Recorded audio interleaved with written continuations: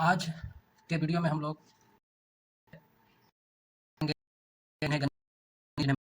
लगता है वीडियो बहुत हेल्पफुल होगा। वो अच्छे से इस वीडियो के माध्यम से समझ पाएंगे। इस वीडियो में हम लोग ब्रीथ से संबंधित तथ्यों को अवलोकन करेंगे। ब्रीथ हम लोग गोलाकार आकृति को ब्रीथ कहते हैं। इस तरह की आकृति को ब्रीथ कहते हैं, जिसके बीच में ये केंद्र होता है। लेकिन सबसे पहले जानेंगे ब्रीथ की रचना होती कैसी है, ब्रीथ आखिर कैसे बनता है। तो कम से कम तीन असंरेख बिंदु अगर हैं तो उनसे एक ब्रीथ का निर्माण होता है। कम से कम यानी कि एक ब्रीथ के निर्माण में रेख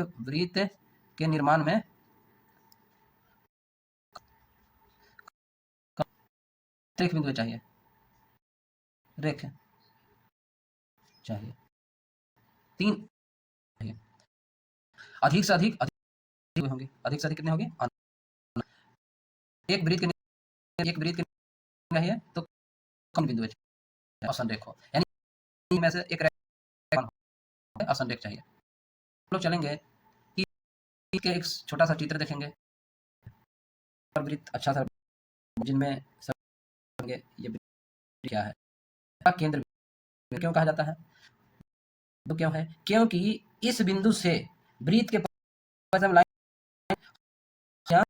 होती है। इस वृत्त का केंद्र बिंदु कहा है। ये वृत्त का केंद्र कहते हैं। सभी परिधि होती है, ठीक है। इसको क्या बोला, यानी बाहर से जो खींचा हुआ है।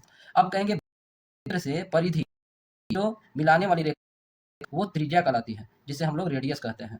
रेडियस त्रिज्या, असंख्य त्रिज्याएं होंगी केंद्र से और टच करेगी और सारे त्रिज्या होंगी। कोई भी त्रिज्या होगा, सारे त्रिज्याएं बराबर होंगी।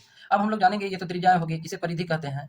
वृत्त के बहुत सारे और चीज एक और करेंगे। ये तो केंद्र बिंदु हो गया, आप लोग जान ही गए। जैसे वो कहते हैं, मान ली कुछ भी ओ से ओरिजिन होता है चलते। अगर मान लीजिए वृत्त है, ठीक, एक वृत्त है, वृत्त के बिंदु से इस परिधि दूसरे तरफ विपरीत तरफ अगर हम ये जो बनेगा इसको हम लोग व्यास कहते हैं। जैसे व्यास कहते हैं, व्यास। दो त्रिज्याएं वैसे परिधि से चलने वाली रेखा जो केंद्र से होकर सीधा दूसरे या विपरीत दिशा में परिधि को और सीधी रहे तो वो क्या कहलाएगी? व्यास। इसी व्यास के संदर्भ या इसी व्यास और केंद्र से जो व्यास उन रेखाओं को हम लोग जीवा। तो वृत्त का जो व्यास होता है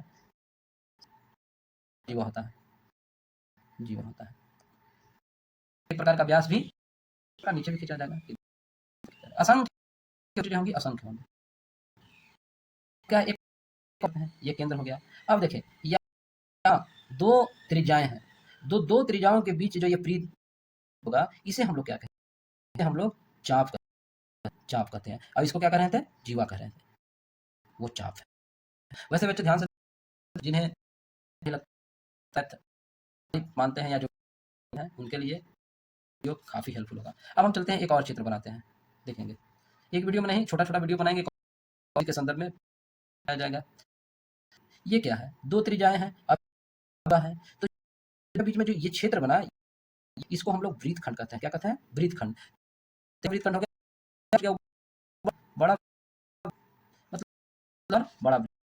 हम चाहते हैं इसी पे को बता दें, वीडियो में दूसरा चीज बताएंगे, छोटा वृत्त खंड और बड़ा वृत्त खंड। अब जानेंगे, एक और वृत्त का चित्र बनाते हैं। अब इससे जो त्रिज्या देखिए, दो त्रिज्या है तो उसको कि ये दो त्रिज्या देंगे, इस क्षेत्र को क्या त्रिज्या खंड बोलेंगे, इसको क्या खंड बोलेंगे। हो गया, और एने वाला पार्ट बच गया, इसको तो बड़ा त्रिज्या खंड, त्रिज्या, ठीक है। अब हम लोग समझ गया वृत्त यहाँ पे 300 यानी पूरे वृत्त में कितना डिग्री कोण बनता है? तो 360 बोले कोण से कोण।